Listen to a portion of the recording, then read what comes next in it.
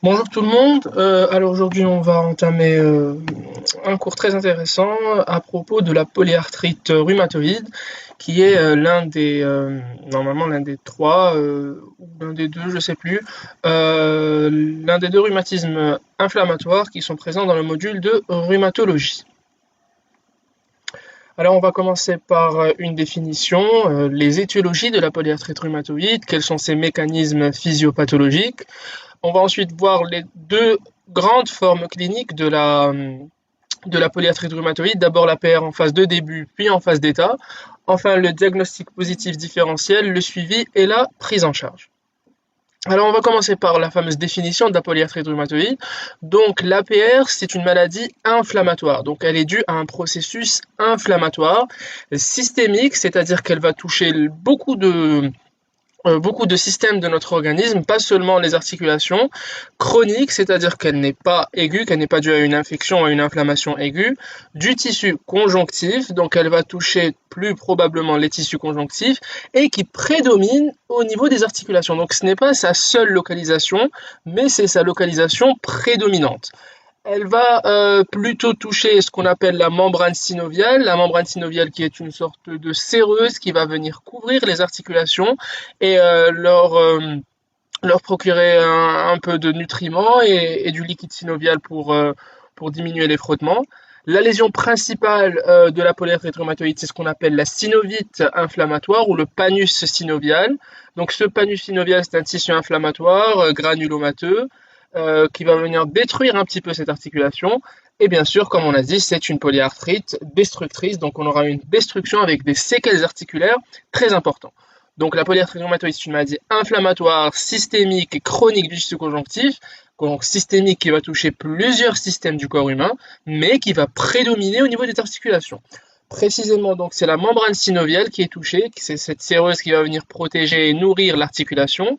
La lésion principale de la synovite inflammatoire, la lésion principale de la polyarthrite rhumatoïde, c'est la synovite inflammatoire, et plus précisément ce qu'on appelle le panus synovial. C'est une polyarthrite, bien sûr, destructrice. Alors, l'APR est caractérisée par des inflammations donc bilatérales et symétriques de plusieurs articulations. Alors, plusieurs articulations, oui, mais il y a des localisations prédominantes de cette inflammation, notamment donc les mains, et quand je dis les mains, c'est plutôt les articulations métacarpo-phalangiennes ou les articulations interphalangiennes proximales. On a aussi les pieds avec des déformations qu'on verra tout à l'heure, ainsi que les poignets, les genoux, souvent dans cet ordre. On aura ensuite d'autres atteintes, notamment l'atteinte parfois coxale ou l'atteinte du rachis cervical, l'atteinte de l'articulation temporomandibulaire. Toutes ces articulations peuvent être touchées.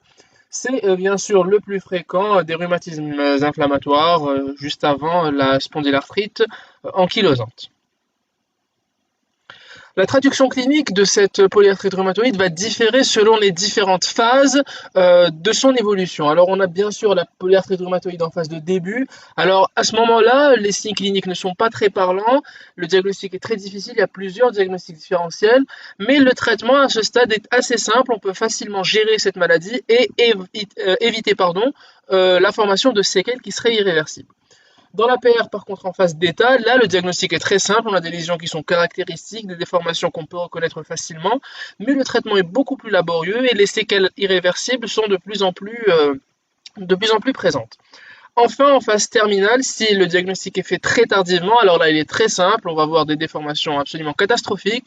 Le traitement est beaucoup, beaucoup plus laborieux encore. On pourra presque pas arranger tout cela sans recours à la chirurgie.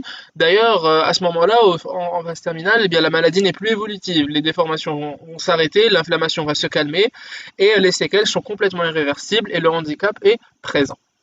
Donc il faut retenir que la traduction clinique est différente selon les différentes phases d'évolution de la maladie. En phase de début, le diagnostic est difficile, mais le traitement est simple, donc on peut facilement gérer l'inflammation et gérer la maladie.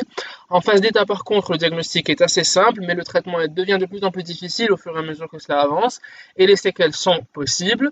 Et enfin, en phase terminale, là, la maladie est complètement stable, c'est calmé, les déformations sont présentes et elles sont complètement irréversibles. Et le handicap est bien sûr très présent. On va passer aux étiologies. Donc, la polyarthrite rhumatoïde est une maladie multifactorielle, donc il n'y a pas une seule étiologie qui va causer une polyarthrite rhumatoïde. C'est plutôt une association de mauvaises circonstances qui vont faire que une personne qui est génétiquement prédisposée à faire une polyarthrite rhumatoïde va développer la maladie. Donc, on a bien sûr des facteurs psychologiques, notamment le stress. On a des facteurs hormonaux. D'ailleurs, on a découvert que, enfin, on a vu que durant la grossesse, l'inflammation et les signes, les destructions ont tendance à diminuer. On aura une rémission de la maladie durant la grossesse. D'ailleurs, même la fréquence des poussées va diminuer pendant la grossesse. On a des facteurs donc environnementaux, notamment le tabac, l'alcool est un petit peu moins ici, il est un petit peu moins mis en cause, et bien sûr certaines infections à EBV, donc à virus Epstein-Barr. Les facteurs génétiques, évidemment, on a le HLA DR1 et DR4 qui sont le plus souvent mis en cause. D'ailleurs, ils sont présents dans pratiquement 60% des cas, et même les parents qui sont atteints de polyarthrite rhumatoïde restent un facteur de risque pour leurs enfants.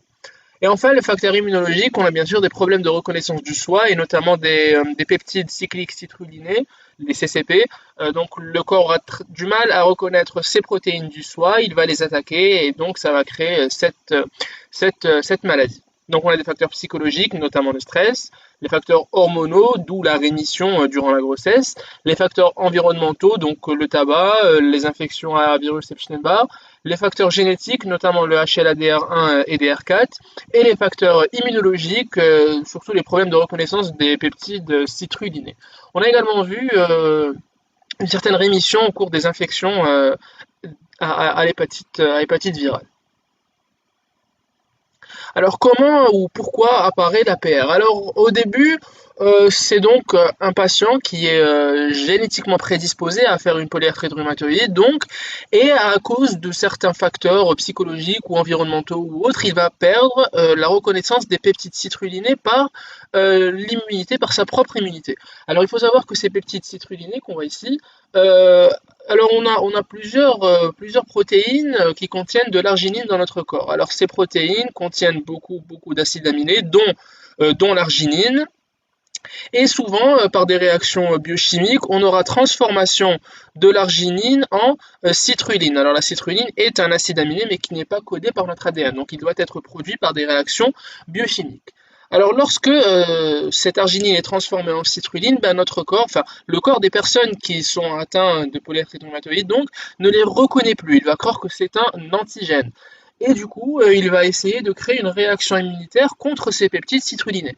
Alors on trouve ces peptides citrulinés notamment dans certaines fibres de collagène et certaines fibres de vimentine, notamment au niveau articulaire d'ailleurs. Et donc il va entraîner une réaction immunitaire contre ces peptides. Et il y aura donc phagocytose de ces protéines avec présentation aux LT4. Les LT4, surtout les LTH helpers. Ces LTH helpers, donc, ils sont bien sûr CD4+, hein. Ces LTH CD4+, vont entraîner la sécrétion de cytokines, des cytokines inflammatoires qui sont bien sûr l'IL1, l'IL6, le TNF-alpha. C'est les plus connus, les plus fréquents. Ces cytokines inflammatoires vont à leur tour appeler des macrophages, appeler également des PNN, qui vont ensuite entrer dans le liquide synovial, qui vont entraîner une réponse immunitaire in situ, donc tout ce qui est sécrétion de DL1 pour rappeler d'autres macrophages. Ils vont aussi sécréter des facteurs oxydatifs qui vont venir dégrader un petit peu cette plaque articulaire. Et donc il y aura formation de ce qu'on appelle le panus synovial, qui, on l'a dit lors de la définition, est la lésion principale, la lésion élémentaire de la polyarthrite rhumatoïde. Ce panus synovial donc est un tissu de granulation fait de cellules, il est fait de quelques plaques de cellules synoviales. Alors il faut bien sûr savoir que la synovie d'habitude, vu que c'est une séreuse, elle a une seule couche cellulaire qui est très fine. Là, elle va avoir plusieurs couches, ça deviendra multistratifié avec des cellules inflammatoires qui vont entraîner des lésions articulaires in situ, donc au niveau de l'articulation où il y a ce panus. Ensuite, bien sûr, les LT4 vont aller stimuler la différenciation des LB en plasmocytes. Ces plasmocytes vont sécréter, bien sûr, des anticorps contre les peptides citrulinés qui n'ont pas été reconnus par le SOA. Donc, ce sont les fameux anticorps anti-CCP qui font partie du diagnostic de la polyarthrite rhumatoïde.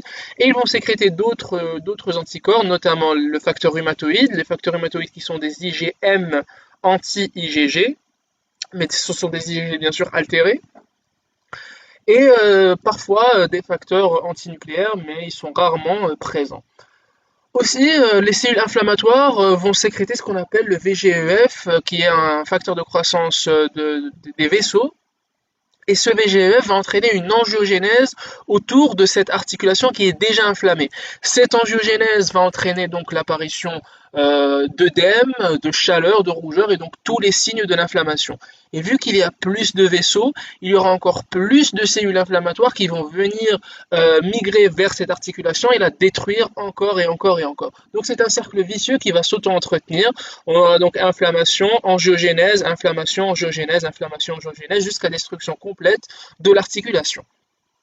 Enfin, les LT4 avec un récepteur, pas vraiment un récepteur, mais c'est un ligand particulier qu'on appelle le rank L, vont venir adhérer aux ostéoclastes qui possèdent un récepteur qui est le rank. Et lorsque les rank L se lient au rank, on aura activation des ostéoclastes qui vont venir dégrader l'os et donc entraîner des lésions osseuses in situ. Donc on voit que la base de cette physiopathologie, de la physiopathologie de la polyarthrite rhumatoïde, c'est la transformation de l'arginine en citrulline et la non-reconnaissance de cette citrulline par notre immunité. On aura une réaction inflammatoire d'abord innée puis adaptative contre ces peptides citrulinés et de fil en aiguille on va arriver à une destruction articulaire et à une destruction osseuse au niveau de cette articulation à cause justement de la réaction inflammatoire. Donc c'est ce qu'on voit ici, les cellules dendritiques qui ont fini de phagocyter, elles vont venir stimuler et présenter leur antigène au CD4. Les CD4 vont sécréter plusieurs types de cytokines inflammatoires. Alors on aura bien sûr la formation du fameux panus synovial avec stimulation des cellules synoviales. Ensuite, on aura stimulation des macrophages qui vont sécréter du TNF-alpha et donc l'inflammation. Ils vont aller ensuite migrer vers l'articulation en elle-même. On aura ensuite stimulation de la différenciation des LB en plasmocytes avec sécrétion d'auto-anticorps, anti-CCP et facteurs rhumatoïdes. On les voit ici. On voit ici les cellules, les plasmocytes. Et enfin, grâce au rank L qui vont se lier au rank, on va avoir activation des ostéoclastes qui vont venir éroder les os et notamment autour de l'articulation. Alors on va voir les différentes formes cliniques, donc d'abord la PR en phase de début, ensuite la PR en phase d'état. Alors la PR en phase de début, pourquoi c'est important? Parce que c'est le moment idéal pour faire le diagnostic et éviter un maximum les lésions articulaires et les séquelles irréversibles. Pourquoi? Parce qu'en phase de début, les déformations sont rares. On a surtout l'inflammation et la synovite. Et si on arrive à arrêter cette inflammation assez vite, on pourra éviter la partie où le panus inflammatoire ou le panus synovial va commencer à détruire tout ce qu'il y a autour de lui. Donc si on arrive un petit peu à traiter avant l'apparition des érosions et de la lésion articulaire, on pourra éviter les déformations qui seraient très handicapantes pour le patient. Alors on a plusieurs formes cliniques au stade de début, deux sont très fréquentes, d'autres formes sont beaucoup moins fréquentes. La plus fréquente c'est l'oligoarthrite distale, c'est donc des inflammations bilatérales et symétriques des articulations, notamment au niveau des mains et notamment au niveau de la métacarpophalangienne et de l'interphalangienne proximale. On aura également atteinte au niveau des pieds ou des poignets ou des genoux par exemple. On a aussi la polyarthrite aiguë fébrile, donc, mais présente dans 20% des cas uniquement, avec fièvre, altération d'état général, surtout pendant les poussées. On aura ensuite d'autres formes, c'est les formes rhizoméliques, donc qui prédominent aux racines des membres. Les formes intermittentes, c'est plutôt rare, avec des poussées-rémissions, mais de très faible intensité, ou encore des formes palindromiques, c'est-à-dire où il y a surtout où la clinique prédomine sur la biologie. Il y aura presque toujours, bien sûr, un syndrome inflammatoire qui sera associé. À l'examen clinique, les signes cliniques sont plutôt discrets avec des raideurs matinales ou des ténosynovites. La ténosynovite, c'est l'inflammation des tendons avec une douleur à la pression du tendon. On a également un syndrome du canal carpien qui est parfois présent, des doigts en fuseau comme on le voit ici sur ce médius, une forme de fuseau du doigt. On aura également ce qu'on appelle le squeeze test. Donc si on effectue une pression latérale sur les poignets ou sur le carpe à droite et à gauche en même temps, c'est-à-dire qu'on va appuyer sur les côtés de la main, on aura une douleur qui sera provoquée. Donc à l'examen clinique, les signes sont discrets, souvent le matin en fin de nuit lorsque le taux de cortisol est bas. On aura notamment les doigts en fuseau et le squeeze test, c'est très caractéristique de la polyarthrite rhumatoïde en phase de début. Parfois, un syndrome du canal carpien qui serait associé. Les formes cliniques, on a bien sûr l'oligoarthrite distale, c'est la plus fréquente avec une atteinte des articulations bilatérales et symétriques, bien sûr, des articulations distales, notamment les métacarpophalangéennes et les métacarpophalangéennes qui sont ici, et les interphalangiennes proximales qui sont ici. On a également la polyarthrite aiguë fébrile, un peu plus rare, 20%, avec une fièvre supérieure à 38,5 et une altération de l'état général. Les autres formes sont bien sûr rares et on aura presque toujours un syndrome inflammatoire qui sera associé. Alors pour la radiologie, pour les examens complémentaires en général, alors on devra faire une radiographie standard qui sera bilatérale des mains, des pieds, des poignets. Ça c'est parce que ce sont les localisations les plus fréquentes. Alors de la face pour rechercher une atteinte de l'ATM, de la hanche pour rechercher une coxite ou une sacroïléite, alors notamment pour le diagnostic différentiel avec la SPA. Le thorax c'est pour voir le diagnostic différentiel avec la sarcoïdose et bien sûr toute articulation qui serait symptomatique, on devra faire une radiographie standard. Et la lésion qu'on va le plus souvent retrouver, c'est une déminéralisation en bande, donc on aura un os qui sera déminéralisé en bande longitudinale. Donc la radiologie, ce sera des radiographies standards bilatérales des mains, des pieds, des poignets, donc les plus fréquentes, de la face pour voir une atteinte de l'ATM, de la hanche, pour rechercher un diagnostic différentiel avec la spondylarthrite ankylosante, du thorax pour rechercher une sarcoïdose, et enfin toute articulation symptomatique. Pour la biologie, on va faire un bilan inflammatoire classique, donc le bilan inflammatoire, donc CRP, VS, électrophorèse des protéines plasmatiques. La CRP sera le plus souvent positive, la VS accélérée, et l'électrophorèse va retrouver une hypergamma-globulinémie et une hyper-alpha 2. La ponction du liquide synovial, dans ce cas-là, on va retrouver un liquide synovial riche en protéines, riche en cellules, notamment en PNN ou en lymphocytes. Et enfin, en immunologie, on va rechercher nos trois anticorps, donc le facteur rhumatoïde, par plusieurs méthodes qui existent. La plus utilisée, c'est l'ELISA. Donc, on a la méthode valeur rose, le latex, la néphélémétrie laser, mais chez nous, c'est plutôt l'ELISA qui est positive, aux alentours de 20 unités internationales par millilitre, je pense. Pour les anti-CCP, donc ce sont des anticorps très spécifiques de la polyarthrite rhumatoïde, surtout en phase de début, et c'est grâce à elles qu'on peut le plus souvent effectuer notre diagnostic précoce. Ils sont le plus souvent associés à des formes plutôt agressives de la polyarthrite rhumatoïde, notamment si elles sont d'apparition précoce. Et enfin, les facteurs antinucléaires, ils sont très rarement présents. Ils permettent surtout d'ailleurs de faire le diagnostic différentiel avec le lupus érythémateux systémique. Maintenant qu'on a fini avec la phase de début, on va passer donc à la polyarthrite rhumatoïde en phase d'état. Alors ce qui nous intéresse dans la phase d'état, c'est que l'évolution va être en poussée successive, avec apparition soit de nouvelles lésions, donc sur des articulations qui étaient saines de base, soit une aggravation des lésions préexistantes. Donc s'il y a aggravation des lésions préexistantes, forcément les séquelles seront de plus en plus graves à chaque poussée successive. Alors, on a des manifestations articulaires et des manifestations extra-articulaires. On va commencer par les articulaires et surtout au niveau des mains, c'est ce qui nous intéresse. On aura donc une déviation ulnaire des doigts, c'est-à-dire que tous les doigts vont être déviés vers le cubitus. Donc, on aura une déviation ulnaire des doigts. On aura les doigts en boutonnière, c'est ce qu'on voit ici. Alors, les doigts en boutonnière, c'est quoi? C'est une hyperextension de la métacarpophalangienne, une flexion de l'interphalangienne proximale et parfois une hyperextension de l'interphalangienne distale. Ça, c'est les doigts en boutonnière. On a ensuite les doigts en col de cygne, c'est ce qu'on voit ici. Là, on a une hyperextension de l'interphalangienne proximale et une flexion de l'interphalangienne distale. Ensuite, les doigts emmaillés, c'est ce qu'on voit ici, avec une flexion isolée de l'interphalangienne distale. Et enfin, le pouce en Z qui a plusieurs manifestations cliniques, dont la plus fréquente, c'est bien sûr la flexion de l'interphalangienne, la flexion de la métacarpophalangienne et l'extension de l'interphalangienne. Donc, quatre ou plutôt cinq manifestations au niveau des mains. On a la déviation ulnaire des doigts, on a les doigts en boutonnière, donc les doigts en boutonnière qui aura une extension de la MCP, une flexion de l'IPP et une extension de l'IPD. Ensuite, dans les doigts en col de cygne, on aura une extension de l'IPP et une flexion de l'IPD. Dans les doigts en maillet, qu'on voit ici, on aura une flexion isolée de l'IPD. Et enfin, dans les pouces en Z, on aura le plus souvent une flexion de la MCP et une extension de l'interphalangienne. Vu qu'il y a deux phalanges, on aura juste une seule interphalangienne.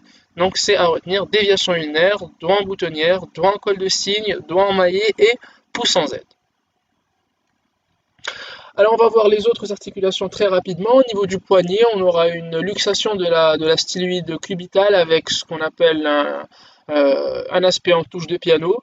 On aura une carpite fusionnante, c'est la fusion de tous les os du carpe qui vont former un seul bloc osseux. Au niveau des pieds, on aura une déformation de l'avant-pied avec un avant-pied rond ou triangulaire. Apparition de durillons, les durillons qui sont des sortes de croûtes faites de kératine qui vont être très, très durs et ils vont même empêcher la station debout. Et un quintus varus, c'est-à-dire une déviation interne du quintus, donc du cinquième petit doigt. Au niveau des genoux, on aura une hydrarthrose, c'est un épanchement liquidien au niveau de l'articulation du genou. Un génuflexum, c'est une flexion du genou qui est irréductible. Et un kyste poplité, donc une petite hernie, une hernie de la synovie au niveau du genou, surtout dans sa face postérieure. Au niveau des coudes et des épaules, on aura un coude en flexion, donc ce sera l'équivalent du génuflexum au membre supérieur, et une lésion de la coiffe des rotateurs avec parfois des capsulites. Au niveau de la hanche, on aura une coccyte d'apparition tardive dans 10 à 15% des cas, c'est assez rare. Au niveau du rachis, donc parmi les caractéristiques de la polyarthrite rhumatoïde, c'est que le rachis dorsolombaire sera épargné. On aura donc surtout une atteinte cervicale et au moindre doute, on devra faire une IRM. D'ailleurs, toute douleur cervicale atypique chez un patient atteint de polyarthrite rhumatoïde doit faire évoquer une atteinte cervicale et doit faire procéder à une IRM, donc au moindre doute. Si on n'a pas d'IRM, bien sûr, on pourra effectuer une radiographie simple du rachis cervical. Et enfin, au niveau de l'ATM, c'est une douleur à la mastication. C'est typiquement l'ATM comme dans les arthroses. Alors on voit ici une déformation du pied. Là, c'est un pied plutôt triangulaire avec un quintus varus là, un hallux valgus ici. On ne voit pas très bien des durillons là. On a des déformations au niveau des interphalangiennes. Ici, on voit une carpite fusionnante, on n'arrive plus à distinguer les os du carpe, on a même une diminution de la, comment on appelle ça, de l'interligne entre l'articulation, entre les deux os de l'articulation, et on a quelques déminéralisations ici en bande. Pour les manifestations extra-articulaires, on peut avoir des altérations d'état général, surtout lors des poussées, des nodules rhumatoïdes qui sont des nodules qu'on va retrouver sur les faces d'extension des articulations. Les adénopathies isolées ou associées à un syndrome de Felty. Donc le syndrome de Felty qui va associer donc adénopathie, splénomégalie et pancytopénie. On retrouve très souvent dans pas très souvent, mais assez souvent dans les polyarthrites rhumatoïdes. On peut avoir une association avec des connectivites, notamment le syndrome de Gouge-Rochegren. On aura des manifestations pulmonaires, donc des pleurésies, des atelectasies, voire des infections répétées. Des manifestations cardiovasculaires. Alors pour le volet cardiaque, toutes les tuniques peuvent être touchées, mais la plupart du temps, ce sont des myocardites qui sont asymptomatiques. Pour les vasculaires, donc ce sont des vascularites avec des pétéchies, plutôt des purpura rhumatoïdes.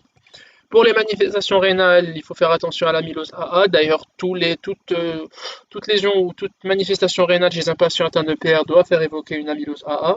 Pour les manifestations oculaires, c'est surtout des épisclérites, même si des sclérites sont possibles. Et enfin, les manifestations hématologiques, donc tout ce qui est inflammatoire, avec anémie inflammatoire, hyperleucocytose et hyperplaquétose, donc classique du syndrome inflammatoire.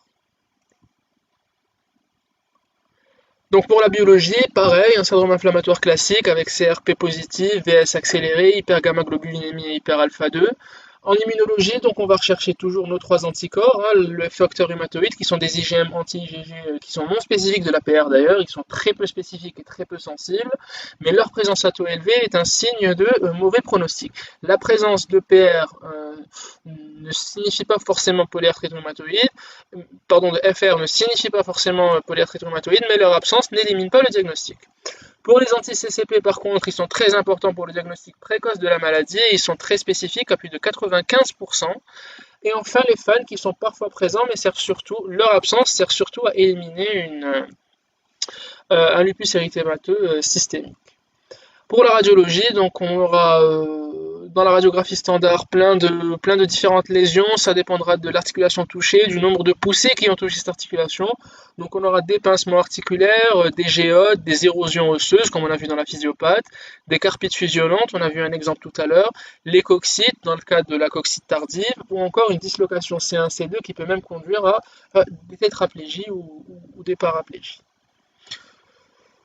Donc voilà, pour le diagnostic positif dans la polyarthrite rhumatoïde, il est posé grâce à des critères. Ce sont des critères de l'ACR-LAR qui ont été mis à jour en 2010. Alors il y avait d'autres critères avant qui ont été posés aux alentours de 1987. Donc avant il y avait 6 critères je pense, et la présence de 4 de ces critères était suffisante pour poser le diagnostic de polyarthrite rhumatoïde.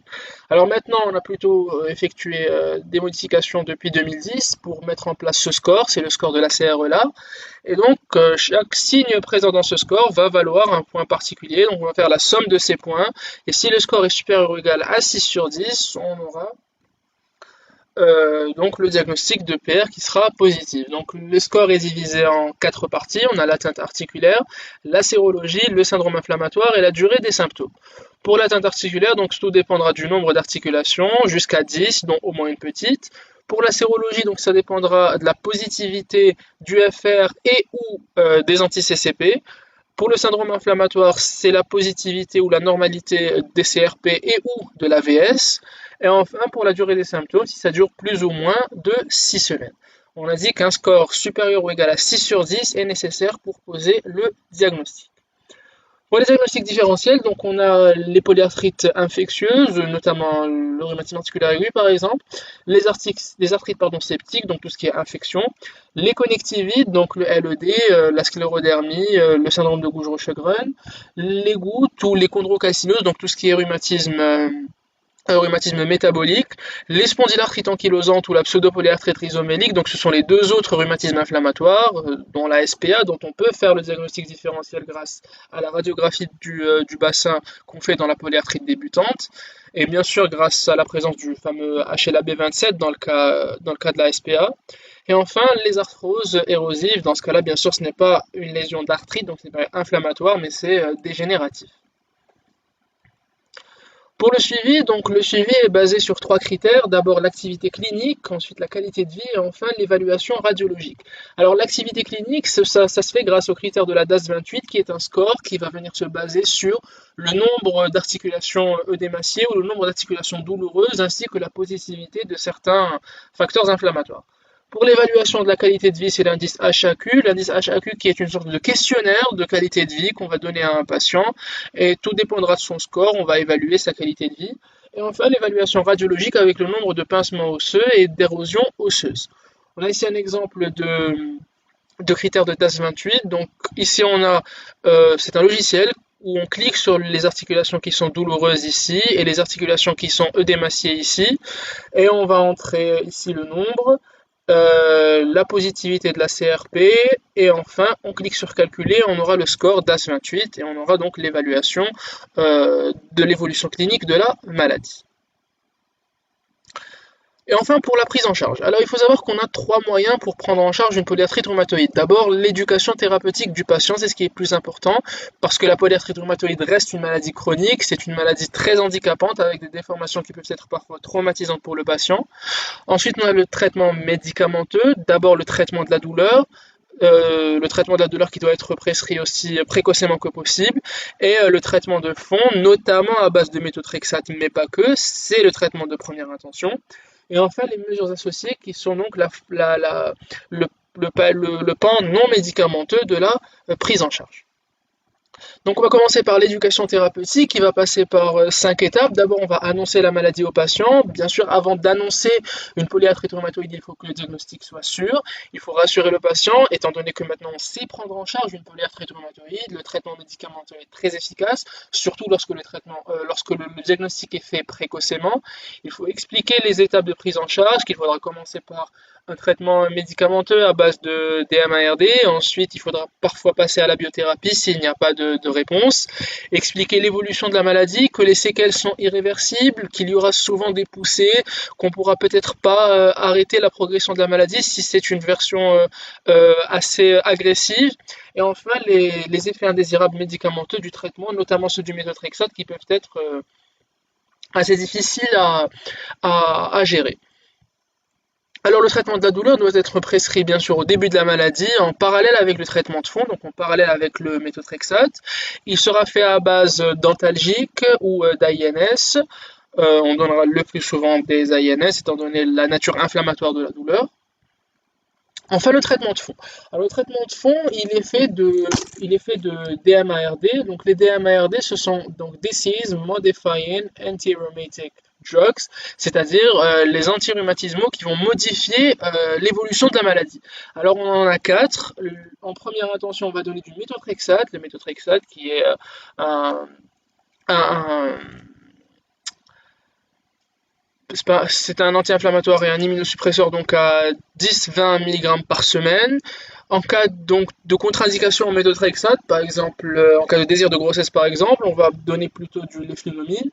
Si il y a une contre-indication à tout ça, on passera à l'hydroxychloroquine ou à la sulfasalazine, qui sont beaucoup moins prescrits en pratique. Donc, il faut garder que le méthotrexate, c'est le traitement de première intention, c'est le DMARD qu'on va donner en première intention, 10 à 20 mg par semaine.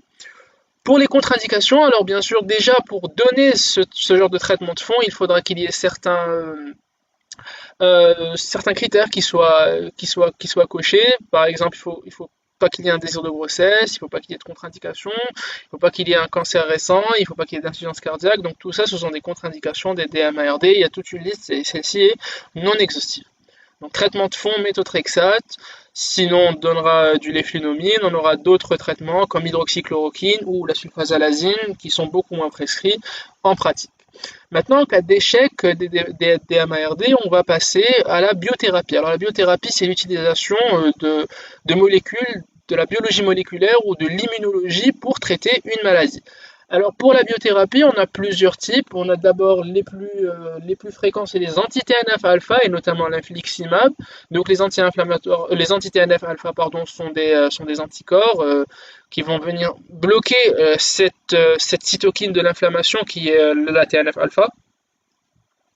Donc les inhibiteurs des LT comme l'abatacept ou encore les inhibiteurs des LB comme le rituximab ou les anti-IL1 comme l'anakinra ou anti-IL6 comme le tocilizumab. Donc tout ça, ce sont donc des variantes de la biothérapie. Le plus fréquent reste le TNF-alpha ou l'anti-IL1. Parfois, on peut donner des inhibiteurs DLT. Les inhibiteurs des LB sont beaucoup plus rares parce que le rituximab est très utilisé en hématologie pour le traitement de certaines leucoses. Donc en cas d'échec ou de contre-indication DMARD, on passera à la biothérapie, notamment l'anti-TNF-alpha infliximab, l'anti-L1 anakinra ou les inhibiteurs des LT comme l'abatacept.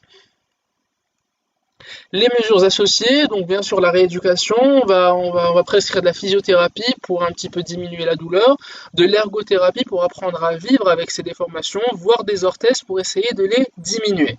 La chirurgie va plutôt, c'est un moyen assez invasif pour des résultats pas très probants.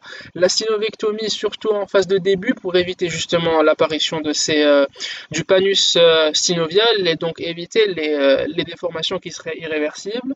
L'arthroplastie, donc C'est comment on va appeler ça? On va faire une petite chirurgie, on rentre avec un arthroscope et on va essayer de détruire un petit peu les lésions déformantes, voire des arthrodèses, donc ce sont des prothèses lorsque l'arthroplastie est impossible dans les petites articulations. Enfin, il faudra une prise en charge psychologique du fait bien sûr de la chronicité de la maladie et du handicap qu'elle va engendrer. Donc si on veut revenir rapidement pour le traitement, donc d'abord l'éducation thérapeutique, annoncer la maladie, rassurer, expliquer, et surtout les étapes, l'évolution et les effets indésirables du traitement. Le traitement de la douleur qui devra être prescrit au début de la maladie en parallèle avec le traitement de fond qui est le méthotrexate, souvent des INS. Le traitement de fond va se faire par les DMARD, donc les antirhumatismaux qui modifient la maladie. Le méthotrexate, c'est le traitement de première intention, 10 à 20 mg par semaine. En cas de contre-indication au méthotrexate en lui-même, on passera à la léfunomine. Sinon, on va donner les autres, donc l'hydroxychloroquine ou la sulfasalazine. Bien sûr, on peut associer plusieurs DMARD. Les contre-indications sont donc les infections, la grossesse, l'insuffisance cardiaque, le cancer récent, pardon, et attention, en cas de prescription d'un DMARD, notamment de méthotrexate, la contraception est obligatoire chez la femme en âge de procréer. En cas d'échec ou de contre-indication au DMARD, on passera donc à la biothérapie, notamment les anti-TNF-alpha, dit infliximab, les anti-IL-1, dit anakinra, ou encore les inhibiteurs des LT comme l'abatacept.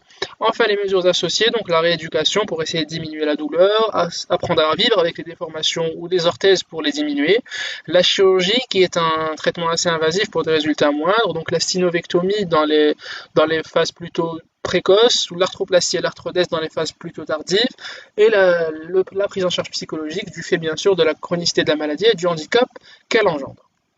Alors, ce qu'il faut retenir, c'est que donc la polyarthrite rhumatoïde est un rhumatisme inflammatoire systémique qui va toucher plusieurs systèmes du corps humain, mais à prédominance articulaire, notamment les articulations, les petites articulations, les MCP et les IPP. C'est une maladie donc multifactorielle, donc plusieurs facteurs entrent en jeu, des facteurs environnementaux, génétiques, je pense notamment au HLA, DR1 et DR4. Il y a une perte de reconnaissance du soi et notamment des peptides citrulinés avec la création d'une réaction inflammatoire auto-immune contre ces peptides qui sont très présents au niveau des articulations. Le diagnostic est précoce. Si le diagnostic est précoce, le traitement sera précoce et il y aura moins de séquelles.